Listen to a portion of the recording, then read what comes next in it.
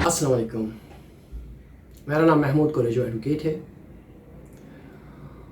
और आज हम डिस्कस करेंगे सिविल नेचर केस जिसमें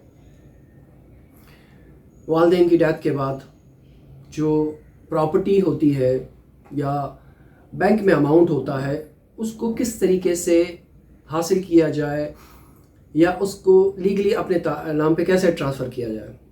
तो उसके लिए सक्सेशन एक्ट 1925 के तहत कोर्ट अप्रोच किया जाता है।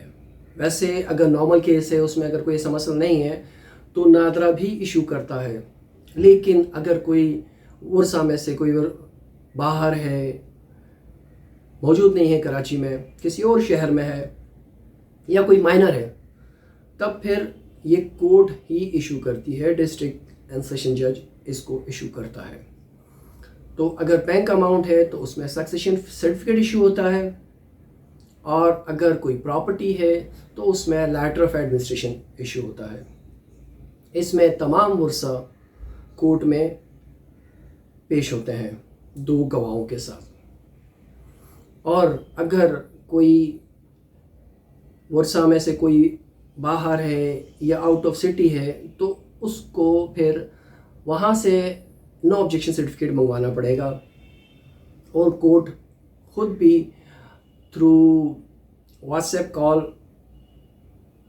जो है इस बात को कंफर्म करती है कि वो इस जायदाद में जो है वारिस है या नहीं है। इस बात की कंफर्मेशन करती है थ्रू कोर्ट स्टाफ। तो इसके लिए प्रोसीजर यही है सारा जो मैंने बताया है आपको। तो कोर्ट किसी एडवोकेट के थ्रू केस फाइल करवाएं और अपने जो प्रॉपर्टी है जिसमें आप लोग वारिस हो उसको लीगल करवाएं, और अगर कोई बैंक अमाउंट है तो उसको हासिल करें थ्रू कोर्ट सक्सेशन एक्ट 1925 के तहत।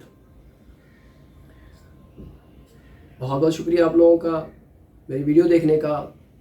सक्सेशन के तहत जो केस फाइल होते हैं इसमें अगर कोई मसला है, कोई सवाल है, तो आप मुझसे वो पूछ सकते हैं। मेरे व्हाट्सएप नंबर पर मुझसे रब्ता कर सकते हैं, मुझे मैसेज कर सकते हैं, तो मैं उसका डिटेल में आप लोगों को जवाब दे दूँगा। तो इसलिए अगले केस के डिस्कशन तक अपना ख्याल रखिए। अल्लाह हाफिज़।